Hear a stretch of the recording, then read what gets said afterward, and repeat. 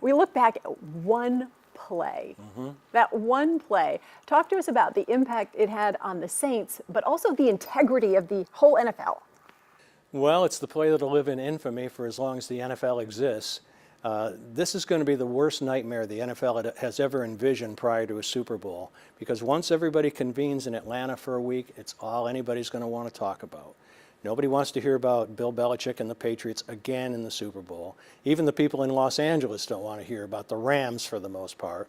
And this will be Roger Goodell's worst nightmare when he has to face the press and all they want to talk about is that terrible call that deprived the Saints of the Superdome. I mean, I don't think the city has gotten over it or will get over it for a long, long time. Everybody likens it to what's happened last year with the Vikings, but that was just a play that went wrong. This was a game that was stolen from the Saints. Right, it's so different. You know, when you lose fair and square, it's one thing. When it's just taken from you, it's a whole nother. The worst non-call in NFL history, and you'll see a lot of repercussions of this. This will be, the rule change will be at the impetus of the Saints, and there will be a rule change whereby pass interference, being called or not being called, can be reviewed and can be rectified when it's egregiously wrong. Should fans boycott the NFL until that rule is enacted? I wouldn't be unhappy if they did. I would understand if they did. I think a lot of Saints fans will boycott the Super Bowl, and I think a lot of people nationwide will boycott the Super Bowl. I think this is going to be, I hate to say it because it's on this station, but I think this is going to be the worst rated Super Bowl in history because it's tainted. But was it intentional? No. Is the game rigged? No. No. Yeah, everybody has their conspiracy theories. There's no possible way that would happen.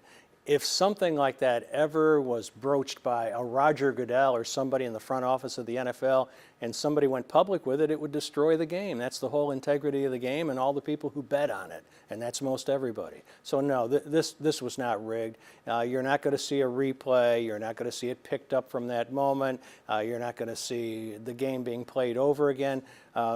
That would be precedent setting, and the NFL would never want to do this. So it's over. Besides the memory, it's over as far as the outcome. And yet there are provisions for the commissioner to do just that, right? To order a replay, and now we've got an attorney here in New Orleans, demanding it in the form of a lawsuit. But you're thinking it's not, no chance. No chance. No, I think the provision, and Doug had something on this last night. It was very well explained. This is for a catastrophe interrupting the game, an earthquake. A hurricane arriving mid-game in an outdoor game, something like this, something very cataclysmic. It's not to just reverse the outcome of the game. That's the provision for that rule.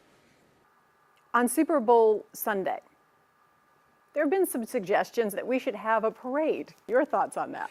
I don't see that happening either. I think it's well-intentioned, but you're going to bring back the team for this, who've scattered every point's unknown, all four corners of the United States and probably on the beaches somewhere during Super Bowl week. So who would you bring back? Sean Payton? And it's a nice thought. Plus you've got to have police protection and spend money for that. I don't see that happening either. I think it's a nice idea. It's a nice sentiment. I don't believe it'll happen.